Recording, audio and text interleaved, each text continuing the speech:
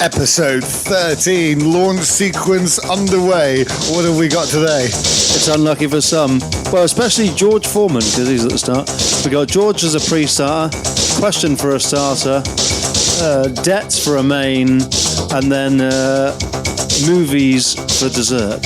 All right, let's get cracked into it. Let's hit it.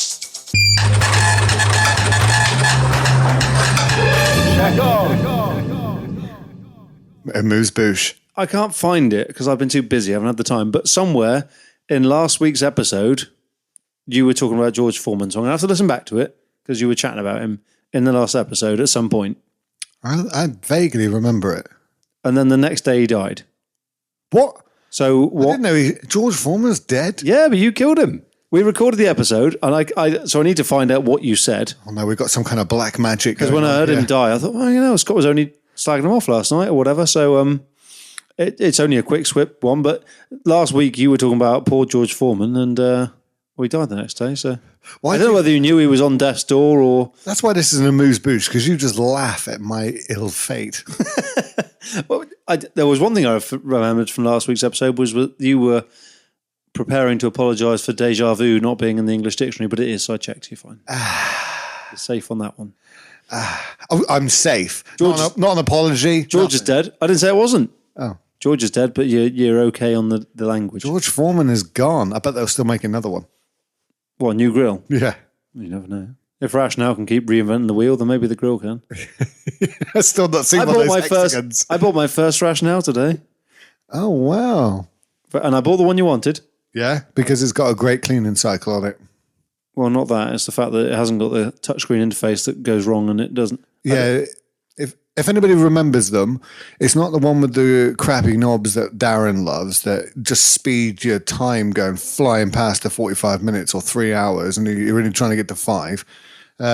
This is the next one up where you had steam or heat at the top and maybe a few programs, but no one ever really touched that yellow button. And they were everywhere for a time being, and then they've just gone. It was when they were all replaced with the self-cook centres where everything was like, don't worry, you've got a menu for everything. And it was, yeah. I mean, to be fair, you can't cook a croissant as good as a Rationale can with the self-cook centre. Like, you put the croissant setting on that, it's the best croissant you're going to get. Yeah. Other than that, it's pointless. So, yeah, I bought it today, and it's the old version. It's the SCC 101E.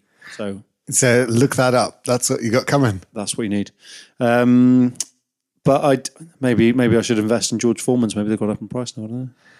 Oh, George. He's gone. I'm sorry, George. So you should be. But that was it. I haven't got anything else to say about it. It was just a quick moose boost. Just the fact that you've predicted the poor demise of old George Foreman. And I created it. Oh, no. Gone. Poor bugger. All right. Last week's moose boost was about as long as I think tonight's whole episode. It was the biggest one yet. Yeah. Let's keep it short and sweet. We subjected everyone to over an hour last time. Maybe we can get 35 minutes on this one. Yeah, you're on brekkie in the morning as well. Yeah, I am. Yeah. Starter. Right. Can I ask a question? Yeah. No, that's the question. Why do people say? Oh, you want me to say? No. Can I ask a question? No. Why do people say? What is it? A nerve thing? What is it? It pisses me. Someone comes in and says, "Can I ask a question?" Oh, that is irritating. You've already asked a question, but asking the question, all you've done now is hold me up, and you've held yourself up. And now I've got to go on around about the fact you said, "Can I ask a question?" When all you really should have come in is and said, "Can I get some more chips for table 4?" But no, you don't do that. You say, "Can I ask a question?" Yeah, what is it? Can I get some more chips? Well, why the interaction? You slowed me down. It's annoying. Yeah, Olive did that on the first year we were together, and I just about put a stop to it because it was just. But she wouldn't say, "Can I ask a question?" She'd say, "Oh, question." No, don't worry, I'm still here in the room. I'm intelligent enough to understand what a question is. I understand the basic format of language that if you say something with a certain tone, it's going to be a question. Or if you use a word like how or when or where. The WH words, WH Smith's has gone as well. They're getting rid of it. They said today on the news, yeah. Another one down. Getting rid of all their high street stores, and they're keeping the ones in airports and stuff like that. But oh, right, that's gone down the pan. Yeah. Another one. Hobbycraft, or whoever owns Hobbycraft has bought them all, and they're going to do something else with it. But anyway, the basics of asking a question, you don't need... Why do people have to say, "Can I ask a question?" Yeah. The good reaction is when you say, "No, sorry, Can I say busy." something? Excuse me, can I ask a question? No, sorry, I'm busy at the minute. Oh, okay. Then they just look at you lost. Yeah, I think maybe we should just respond with that every time now. Yeah, it's good. It catches them off guard. Can I ask you a question? No. No, you can't. Did you put your hand up? No.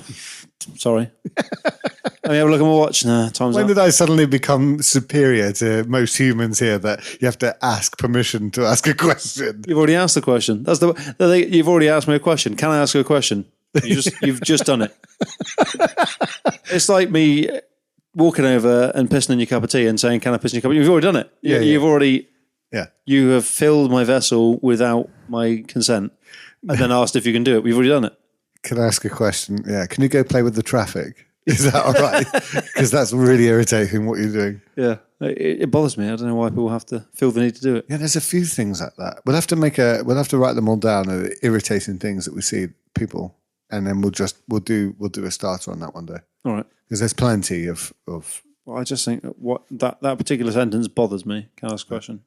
You have. You've asked a question you can ask about a question. asking a question. You can ask a question, but you're only limited to one per 5 minutes. So you've asked one now. You have to come back in 5 minutes and try again. Yeah. See if you can get a better response. Oh, we really are flying through it today. Yeah, sorry. That was the. Yeah. It was that's again, fine. An irritation, but You get it off your chest. it's all right. The main course is a bit more meaty. Whereas last week the amuse bouche and the starter were both deep and dark and heavy and all the rest of it and went on. Today's are just you've killed George Foreman. I didn't kill George Foreman. but George killed George. Job H. Smith's has gone, and can I ask a question is a question.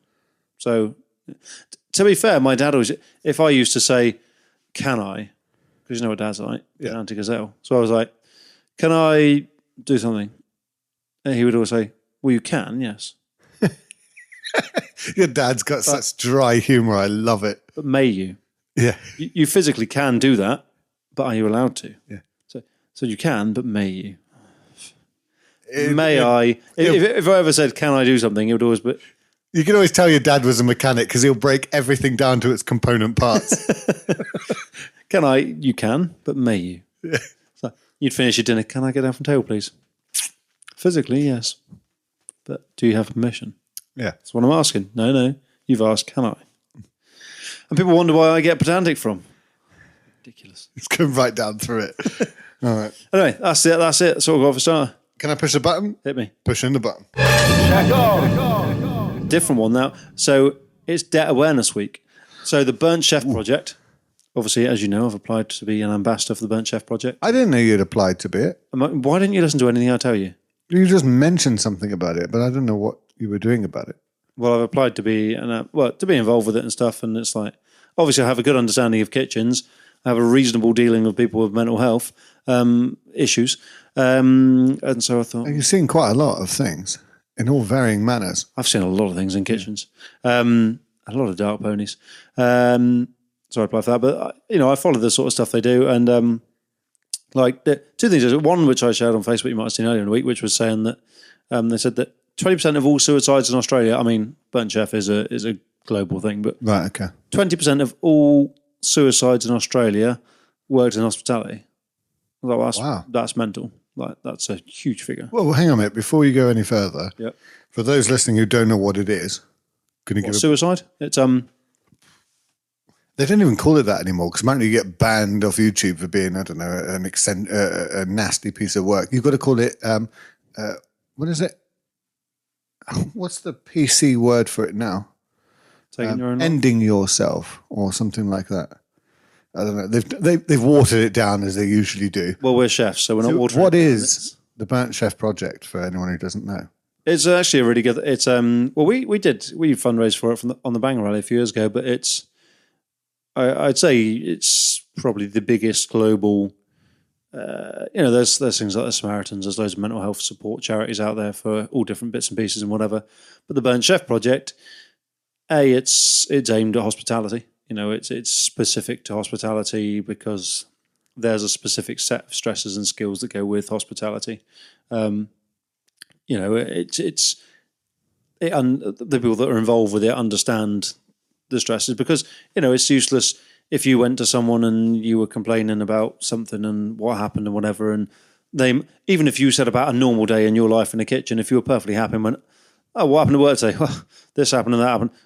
Some people in some walks of life, "Oh my God, you poor thing, you've done a 15-hour day and this has happened and that's happened. That sounds terrible." And you go, "Oh no, I'm absolutely fine. That's just a normal day." Yeah. And so to push past that to be that it was a bad day or it's affected you bad or whatever. It's like they wouldn't understand it in the first place. So it's all about support of people working in the hospitality industry. And also, I mean, their strapline that goes on most of their clothing and all the merch is fuck stigma. And it's all like, bollocks to the stigma of mental health. It's like, if you actually need help, talk about it. Let's actually have a conversation about it rather than just everyone pretending, the old man up thing, which, it gets a lot of stick nowadays because people are far more open about mental health problems and things. And it's like, well, actually talk about it. And you're much more empathetic about that kind of stuff, or at least trying to get to grips with what the issue is and finding a solution to it. Whereas I'm far colder. I'm like, you've got a problem, deal with it and make it happen. You've got a brain.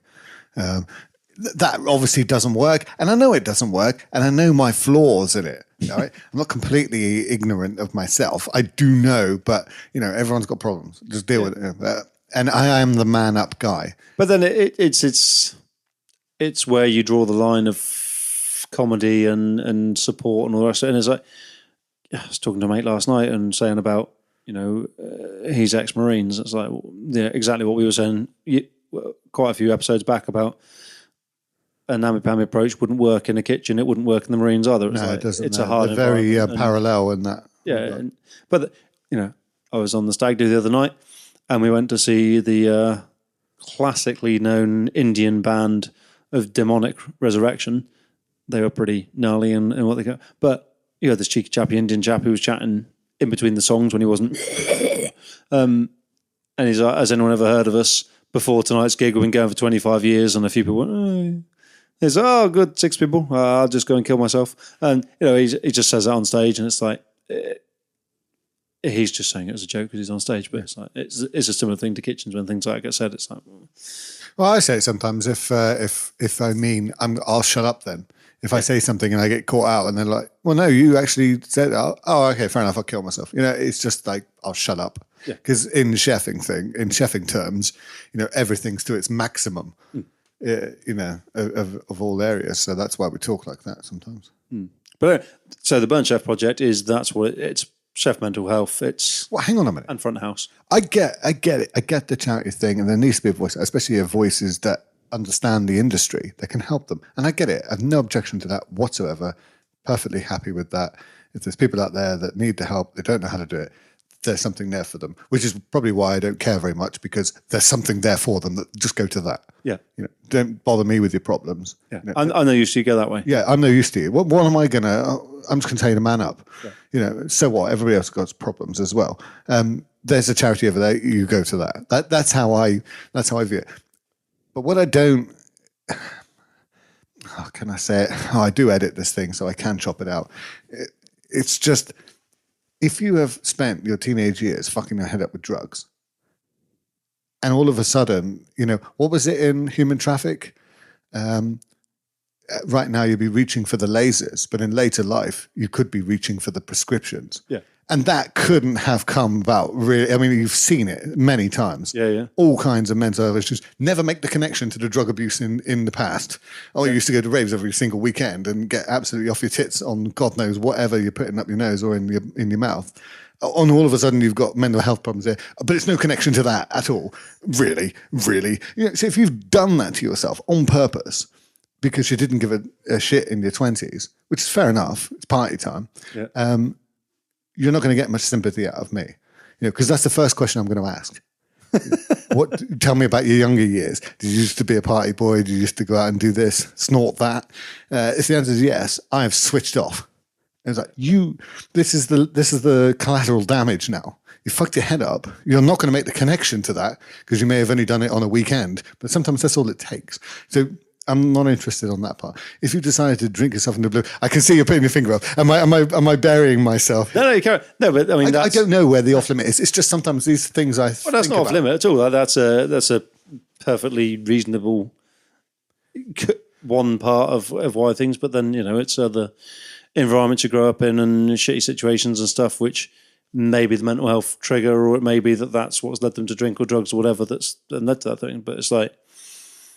I said about last week, didn't I, that if people aren't don't have a purpose and stuff, it drives you a bit mental. But anyway, my point for the main course this week is the Burnt Chef Project to put a thing up about the fact that it's Debt Awareness Week. And I thought, oh, that is, because that probably affects people with mental health issues not more so. It obviously makes their mental health issues worse, but I think that's far more a global thing. And I like numbers, it's tangible, I can understand it. If someone's stressed, because, stress and mental health, if you're just stressed and I'm in the shit with money, that's not that when we said before, you're not depressed if you just haven't got any money. You haven't got any money. If that bank balance is topped up or the thing's taken away, suddenly the pressure's gone. It's perfectly rational that you're feeling like shit because you haven't got any money. It doesn't mean that you're depressed. It doesn't mean you fix that one issue and medical you're intervention. You're just whatever. But it's a big thing it's a big thing in the world, and it cost of living crisis and all the rest of it. And we did our supermarket sweep back in December, and it's like you see how many people are using the food banks and stuff, and it's like that's crazy. It's a huge, genuine problem. But yeah, they were putting a thing up about it being Debt Awareness Week. I mean, there's an awareness week or a month or a day for everything in the year, isn't it? But it's like just because I saw it and thought, well, it is Debt Awareness Week, that we should probably discuss it on the podcast because it's. To be fair, I did have a point. What? When I was ranting at our live stream about giving all these billions over to some foreign country that a lot of people, I think, can't point out on a map. Yeah. But somehow we're so feeling sorry for them all the time. We're going to give them tens and tens of billions. And we have food banks in this country because the people advocating for giving all these billions away to that country, Ukraine, are the same ones who are saying, well, we're a rich and number one country or top country in the world. We have hundreds of thousands, it must be, of people eating food banks because they cannot afford to eat. That's the point I'm making in that thing. It's just like these things aren't blown up. I mean, that's crazy when you think about it. People just cannot eat. So they go to the food bank to be given free food. But the debt part of it is the part because, it's if you went back in time. So if I talk to my parents and stuff, and they'll say when they were younger, obviously the world's different now, but you couldn't get yourself that much into debt because banks would have just gone like, well, I'm not lending you any money. Well, you can't pay that back. You can't afford it. Whereas now, easy credit, the bank will give you credit, and then. When that runs out, then someone else will give you credit. And then, it's a slippery slope when you keep going down the side, and then you get to the days that, you can have a payday loan, and it's it's the interest. 1,000% interest. And that's where the problem, because it's not that, whenever everybody talks about financial stuff, it never seems to be that, it rarely seems to be that what I earn isn't enough for what I live, for my lifestyle. What the problem is the debt, which is where it's Debt Awareness Week, because it's the debt that's the problem, because they get themselves into debt. And then the interest that compounds on top of it is like, well, that's the problem. But then we were talking about it yesterday or the day before on the news because they just obviously done, the government had just done the spring statement and stuff. And we was talking about the national debt and how many trillions we're in debt now. And it's like, I can't remember the figures. I probably should have checked out before later. But it's 2.8 trillion, I believe. But the amount of billions we have to pay every year just to service the debt, that's not even paying any of it off. That's literally just the interest. We're paying billions, and it's that same thing because it's obviously on a bigger scale. It's the government versus your own finances. But it's like if we're saying, well, we can't afford to, help the pensioners or pay the heating or whatever, but we've got to pay X amount of £1 billion a year in interest to banks we've borrowed money off to keep the country running. That's the same thing because where the individuals with the debts, it's like it's not I owe $3,000, $10,000, $20,000, whatever, to someone to a thing. It's like, okay, if you say, okay, you owe $10,000, great. You can break that down and go, okay, well, if I pay this month, it's fine, I can do it. But it isn't. It's you owe $10,000, and then the amount of interest they're going to charge you every month is all you can afford to pay. So you always owe $10,000. Yeah. And then when something next goes wrong, the car breaks or whatever, or your dog gets run over by a horse, and anything else that's an unexpected thing, it's like you have to pay it, and people don't see that because credit's so easily available now on so many things. But I can see why you can say, oh, they shouldn't be charging all this, but I can see why they do it, because if you've got bad credit and you're borrowing this money, if they put high interest on it, they can get their money back quicker. Yeah, of course. On top, just to safeguard themselves. But if they just didn't do it in the first place, it's like, giving crack to a crack addict, isn't it? It's like if you say to someone, yeah, you can have credit, no problem. We're just going to charge you more interest. Oh, yeah, cool, I need it. I've probably moaned about it before on the podcast about cars. Like when we were first started driving, I didn't know anybody that had a car on finance. It wasn't a thing. Like business executives maybe, but nobody normal day-to-day people had a car on finance. Whereas now everyone's got a car on finance. That's why so many old cars were around. Yeah, they were, but it meant that you lived within your means and you could afford what you could afford, and you didn't have the debt. And then it's the debt that comes with the interest, which is the problem. Like if you when Sid, I don't know if you were at St Mike's when Sid was and he wanted to impress a girl, so he got himself a Mercedes. Oh God! He came in with a contract, and I was reading this contract. You tried to talk to him. Have you read this? No, not really. So you're going to be paying through the nose a ridiculous amount of cash, like a silly amount of cash. And me and James at the time were both saying, your car's going to cost you more than our mortgage per month. So what? But this is like a 5-year deal. So for the next 5 years, you're going to be paying more than we pay for our mortgages, just for a car that you could get for half the price. But it's that debt part, because you can get that car for half the price if you had the cash. Like if you went, okay, it's a 10 grand car. Here's 10 grand. And they said, you haven't got 10 grand.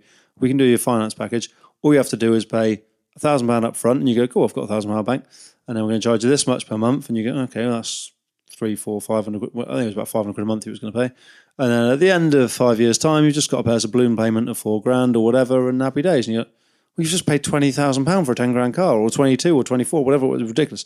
And it's like, yeah, but it's not that, it's only this much a month. Yeah, but if you do that with your car, and then your sofa, and then your washing machine, and then your Netflix, and all the things, and there's so many things now that are on subscription and repeat things, and finance. Like you can finance it. And I remember the staff working back at Lawn Rock last summer that they were talking about, even if you buy something on eBay or something now, that there's Klarna, something like that, which is now a thing that pops up, and it's like, whatever the value is, so you're buying something for 20 quid, it just says, would you like to pay this in 3 easy installments? So rather than pay it 20 quid, you can just pay it as £7 a month.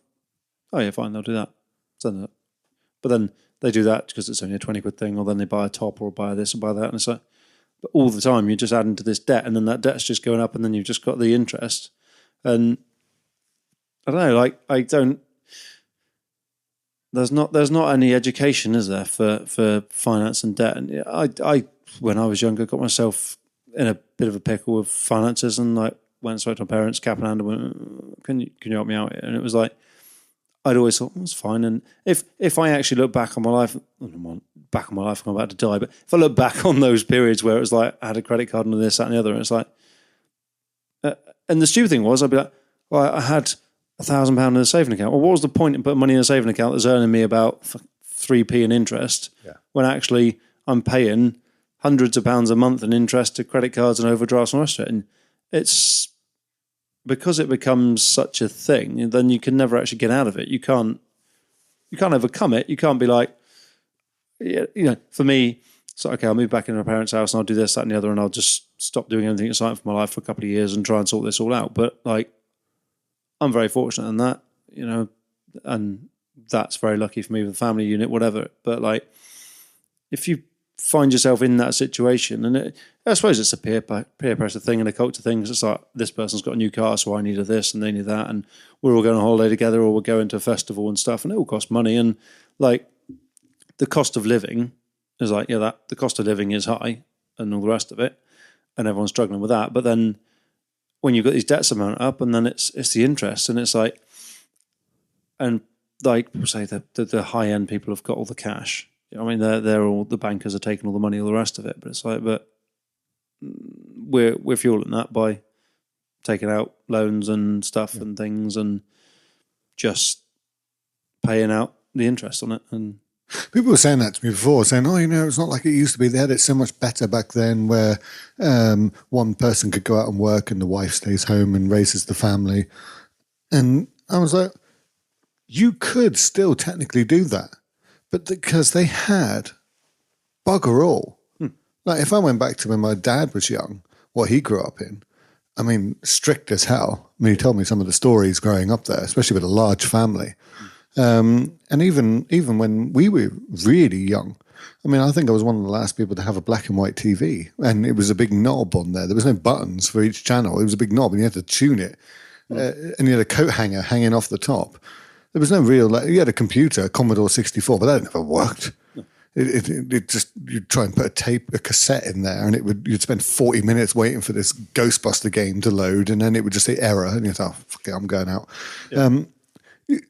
They had bugger all back then. They didn't have all the flashy stuff on credit, brand new TVs and well, I suppose gramophones back then for them.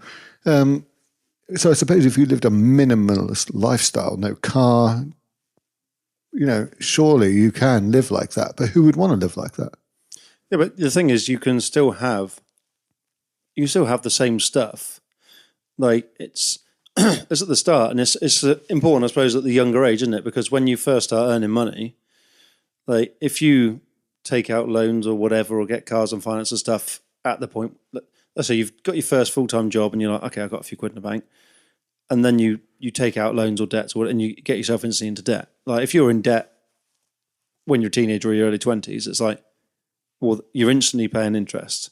Whereas like if you were to say, okay, I'm not going to do that, I'm just going to pay, and like if you look at, I don't know, the average person, how much they're in debt or how much they pay in interest on their debts between the age of 20 and 40, like you're probably talking tens of thousands of pounds.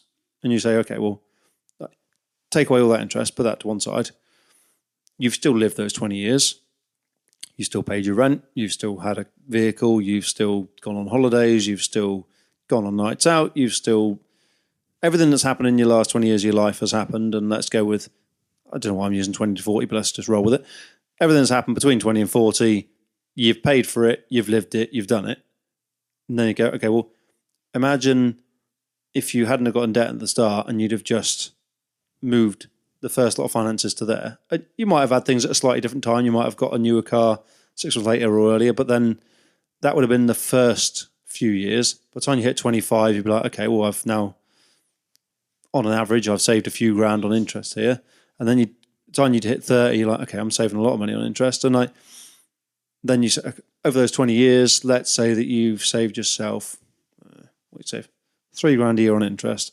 So you say, okay, by the time you hit 40, you've got an extra 60,000 quid in your account. You go, okay, so I've got an extra 60,000 pounds, which is a hell of a lot of money. Yeah. And I've still had exactly the same stuff. Maybe at a slightly different time, but not really massively different. It's a big down payment for a house, isn't it? Exactly, but people don't see it because it's normalised. And I suppose, as with most things in the world nowadays, it's like things are just normal, people just accept them. But you think, well, the cost of living is a problem in itself, but it's fueled the debt part of it, which is a thing. And like, debt can be good if you manage it right, but people don't, and there's no real understanding of it.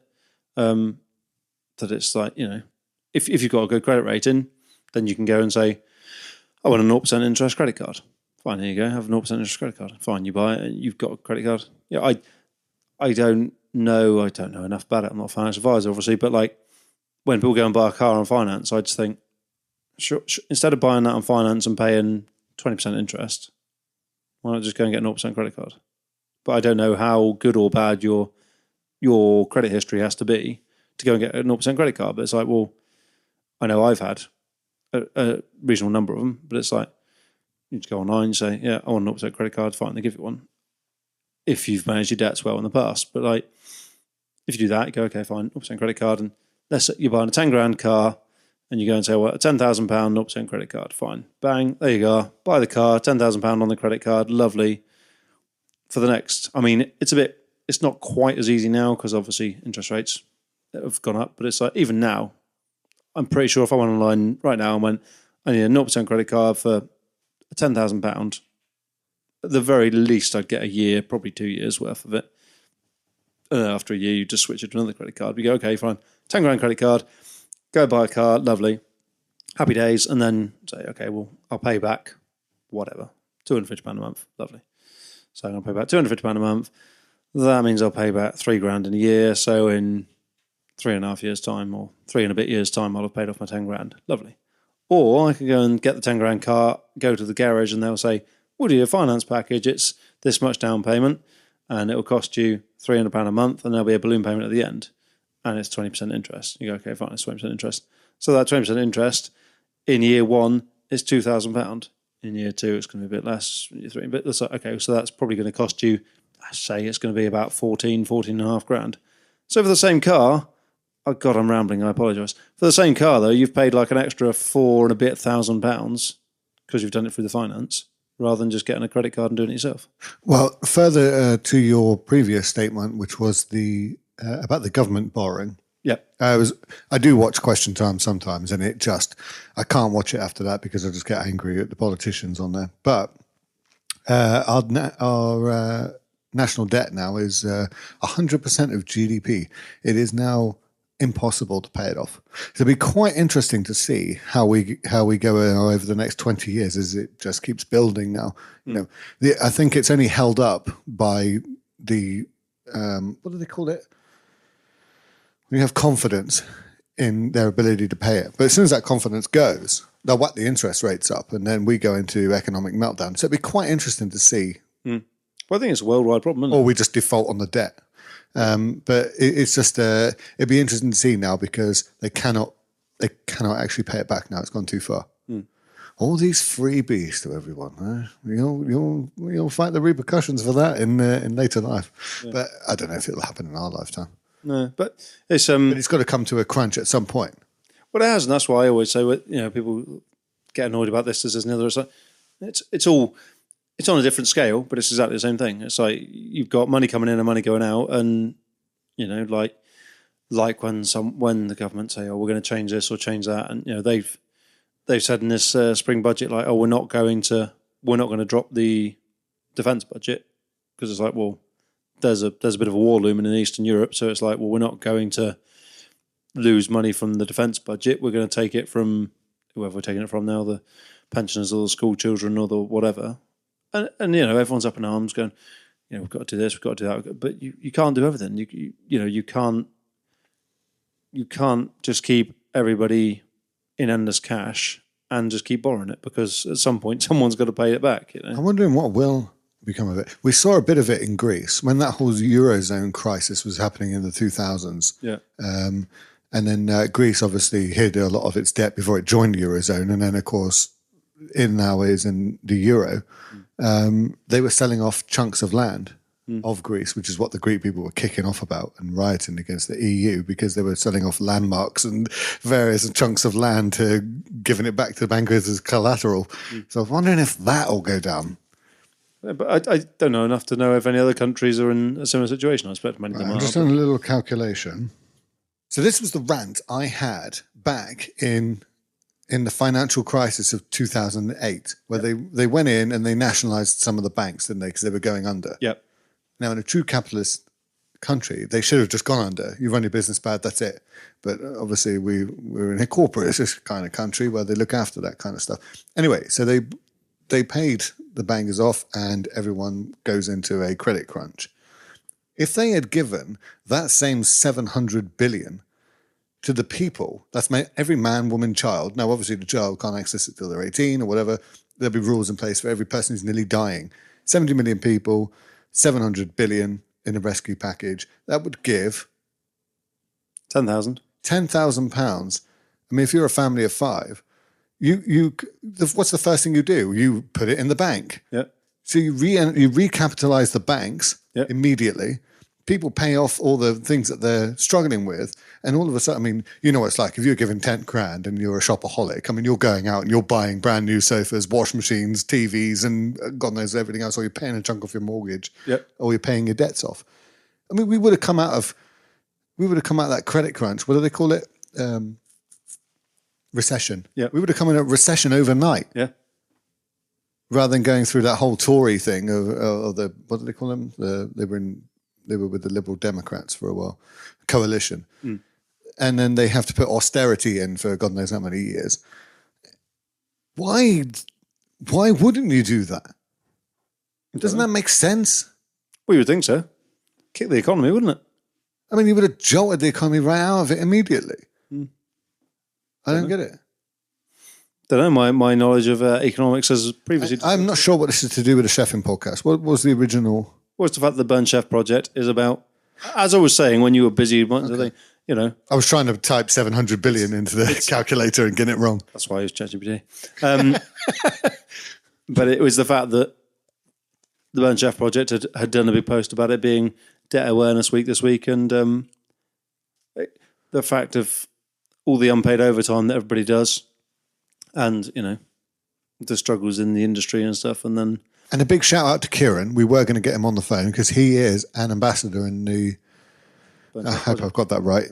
He's an ambassador in the Burnt Chef project. So we'll get him on at some point on the phone. We'll get him on. Preferably when we're not doing a podcast at midnight or 1 o'clock in the morning. Let's get a... We never do that anymore. Oh, we don't. We're doing it right now. Oh, shit. So, and I'm on Brekkie tomorrow. All right. Yes, I know. So we'll get him on and get him to talk about it. Delightful. We may even be able to record next week's episode in the unit. That'd be exciting. You put any heating in there? No, I'm not paying for that. Oh. There's a rationale. Put on a 300-degree cool down. It'd be lovely. Because then we can actually start doing some cooking things as well, rather than just rambling about the state of world politics, which is what we end up doing most of the time. Yeah. Let's get some cookery stuff, and we can video it as well. Excellent. Okay, well that's the main course, so I'm done on that now. Let's move on. Dessert. Films. 51st Date. Watch it. Yeah. Yeah. Well, yeah. 51st Date. Brilliant. Wonderful. But there's a scene in that where they cook some black pudding. But other than that, it's not much about cooking. No. But the width and breadth and selection are now of films, etc., to do with cooking. I thought we could do a movie review for the dessert. Which movie? Have I seen it? I don't know which one do you want to do. I mean, there's been quite a lot of films in recent years. You think chef-wise?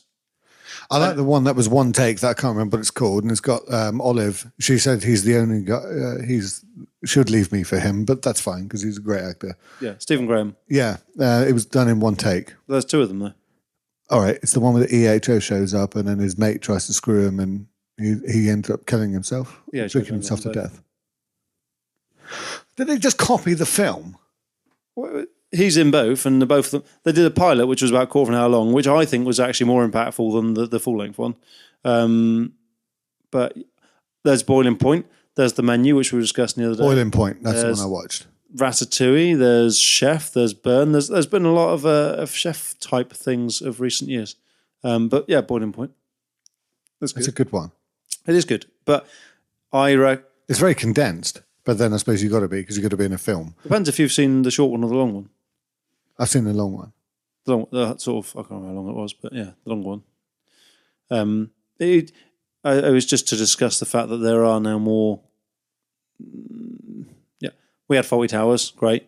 Then we didn't really have anything for a very long time, whereas now you've got sort of high-end productions. And I found they really struggled with it to capture real chefs and get actors to play them. Yeah. I think I've always found that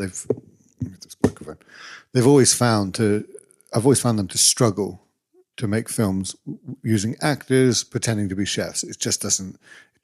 Yeah, they're not like that. No. See, I found that the short version of Boiling Point was better than the long version because it was. I don't know why. It was just.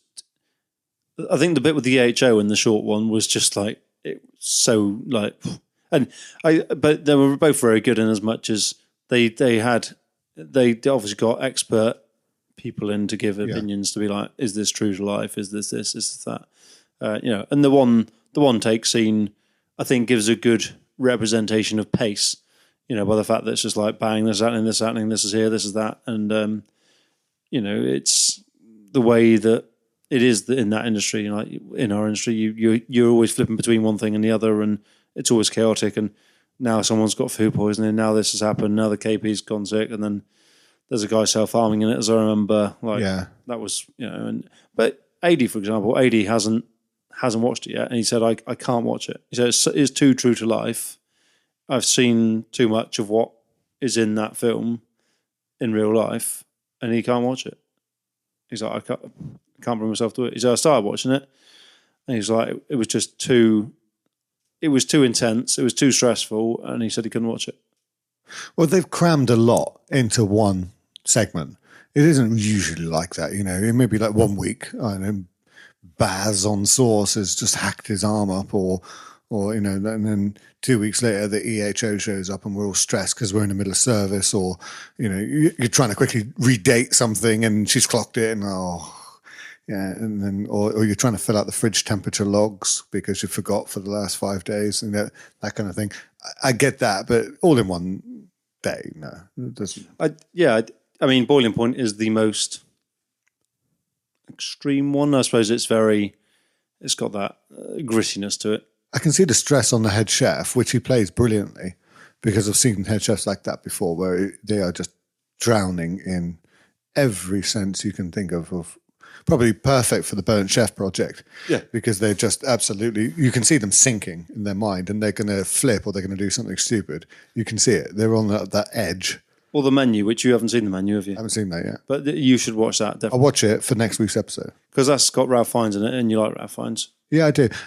He's the one who smashes up the telephone. Yeah. You're an inanimate object. Yeah. In Bruges. Watch that. In Bruges. And the, I mean, The Menu is... It's very cleverly done. Like, it's a bunch of high-end people, and they take them over to an island, and... Oh, yeah, the sick one. I'm not sure if I want to watch that, but I'll watch it. No, it's brilliant. But again, it tackles kitchen life, kitchen issues, and all the rest of it in a weird... I mean, I'd say it's not a horror film, but it's a bit creepy and weird. It's like there's the female chef that comes out and says about how she was groped and abused by the sous chefs and stuff. There's... All right, well, let's not just give it away, because we'll discuss that. There's lots, yeah. There's that. And I was discussing the other day with somebody about Waiting, the old classic film, which was a bit American, cheesy and stuff, but it's just...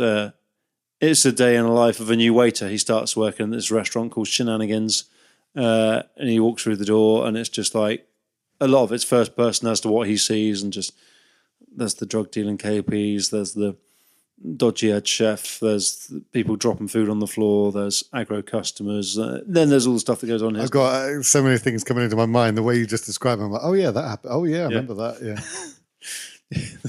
There's the philosophical KP. There's the stoner KPs, and then there's the philosophical one. Yeah, the conspiracy one. Yeah. He's there giving life advice. He's life advice while he's washing up. 50 years old. He's giving life advice to the young waitress, and she's a loser. Wash the fucking dishes, asshole, and storms out. And all right, well, let's tie this up. Yeah, good. Well, that's all I've got to say on the subject. So we'll have a little movie debrief next week. We'll hopefully be from the unit, and that's all I've got to tell you, really. All right. Well, I'm looking forward to that. Not video yet, but we will get there. We'll get there. I mean, it's only episode 13. It's, you know. Oh, episode 13 already. A quarter way through the year, nearly. Yeah. And good news, the clocks go forward tomorrow night. So you lose an hour tomorrow night as well. Fantastic. All right. On that note, good night. Night. Cheers.